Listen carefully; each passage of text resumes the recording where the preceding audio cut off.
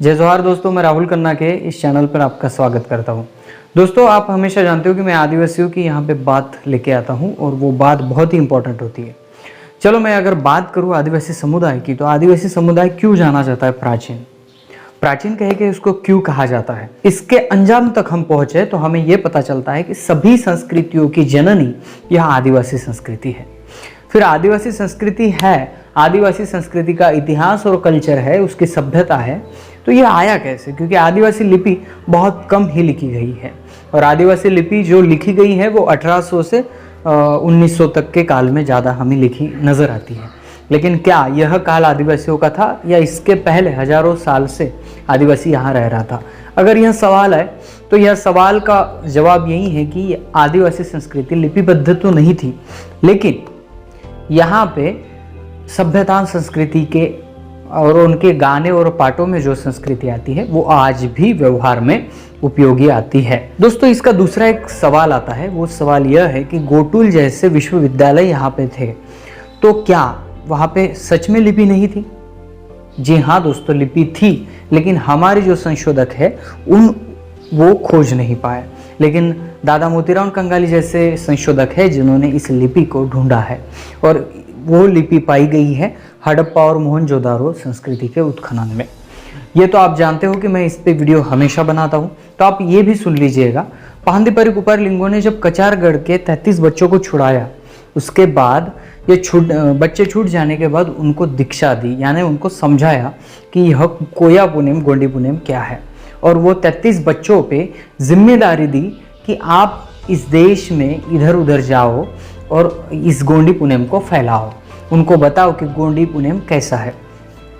अभी गोंडी पुनेम बढ़ने लगा, पहले से गोंडवाना और गोंड तो था, लेकिन उनके जो मुंजोक दर्शन, अहिंसा दर्शन हो गया, त्रिशूल मार्ग हो गया, ऐसे कुछ तत्व थे जो टोटेम थे, वो टोटेम उनको दिए गए।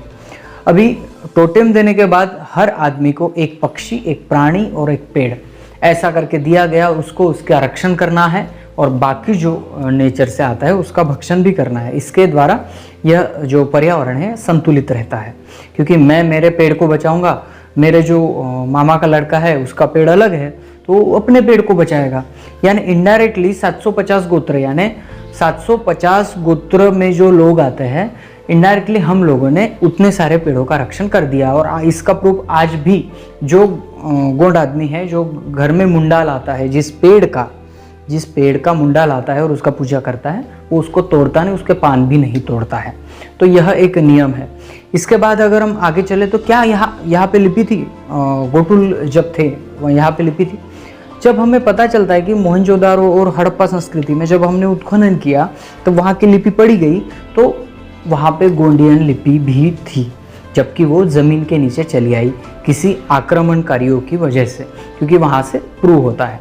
तो दोस्तों, मैंने बात की थी शंभू शेख के त्रिशूल की। आप बोलते हो ना महादेव, और महादेव के हाथ में त्रिशूल होता है, और बहुत सारे लोगों का यही कहना है कि त्रिशूल से मारा जाता है, लेकिन वो त्रिशूल इसका सिंबल है कि उसको कहा जाता है मुंदशूल सर्री, यानी त्रिशरण का मार्ग है। वो तीन गुण आपको कुपरलिंगों ने बताया है, वो 3 गुण ये है मुंदशूल सर्री, शारीरिक, मानसिक और व्यवहारिक विकास का एक यह मार्ग है, इसको कहा जाता है त्रिशूल। दोस्तों, ये जो मैं बता रहा हूँ तो बहुत सारे वीडियो देखते देखते कह देंगे कि ये तो अपने दिल का बता रहा है और नया कुछ बता रहा है जिसमें कोई एविडेंस नहीं है, किसी का आधार नहीं है। तो बिंदास आप इसको प्रूव कीजिएगा कि मैं झूठ बोल रहा हूँ, क्योंकि मैं किताबों के साथ बोलता हूँ, और जो किताबें आपके पास कभी आई नहीं ना, आपने कभी मार्केट में आने नहीं दिया, वो किताबें मेरे पास है, तो मैं वो कर रहा हूँ। तो उसमें एक आता है गोंडी पुनेम दर्शन, इस किताब में एक नीतिबोध नाम का चैप्टर आता है।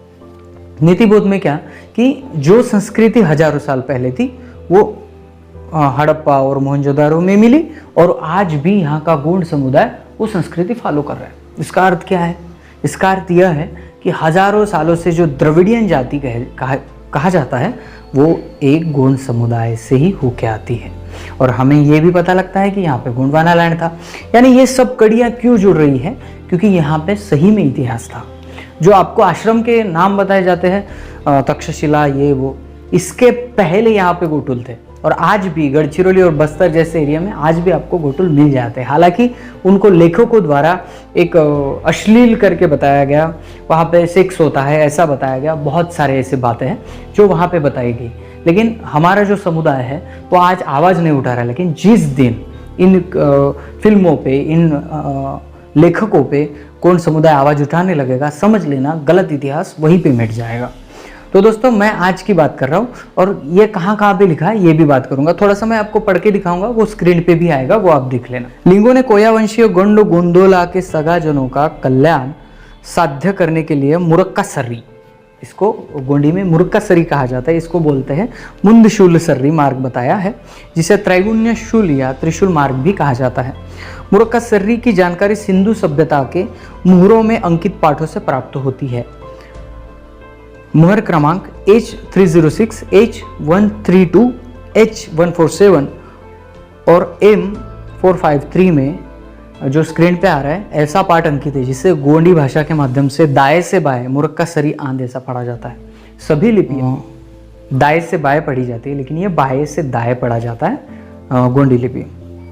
इस मुरक्का सरी को प्रतिपादित करने वाले गुरु मुखिया की जानकारी मोहनजोदड़ो से प्राप्त मुहर क्रमांक M1181 से प्राप्त होती है, जिसमें ऐसा पाठ सिंधु चित्रलिपि में अंकित है जिसे द्रविडियन गोंडी भाषा में दाएं से बाएं सुकुन कालता पहांदी मुठवा पोइना सर्री आंध ऐसा पढ़ा जाता है, जिसका अर्थ सुखमय जीवन का पहांदी गुरु मुखिया का मार्ग ऐसा होता है। यानी मुंदशूल सर्री, ये अभी अध्यात्म की बात करते हैं ना, ये बताते हैं कि अध्यात्म तुम्हारे बस की बात नहीं है, उसमें अध्यात्म लिखा है। अध्यात्म क्या होता है ये जब आपको और सभी दर्शकों को पता चलेगा तो आप समझ जाओगे कि अध्यात्म के आड़ में ये लोग बहुत बड़ा यहाँ पे स्कैम कर रहे हैं। बहुत बड़े आपको किसी भगवान का डर देना और कहना कि मरने के बाद आप यहाँ जाओगे वहाँ जाओगे।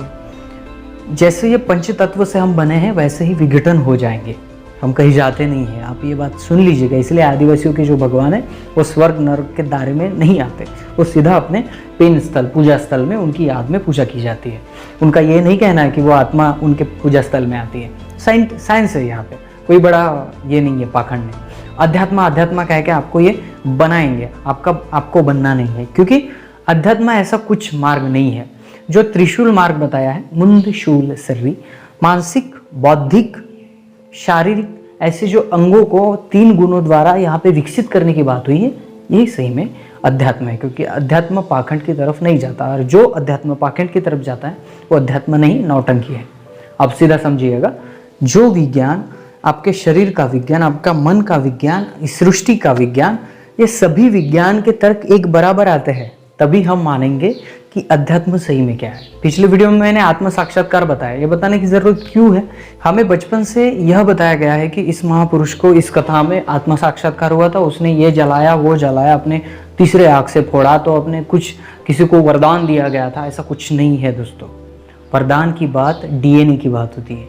जैसा डीएनए आपका एक्टिवेट होता है ना, वैसे आपके बॉडी में कुछ अलग होता है। आप ऐसे पुरुष बन जाते हो जो आपको बनना चाहिए। जैसे कि छत्रपति शिवाजी महाराज, भगवान बिरसा मुंडा, डॉक्टर बाबा साहब आम्बेडकर, इनके डीएनए में बहुत बड़ी पावर थी और आज उतना कर गए जितना हम कभी कर ही नहीं सकते।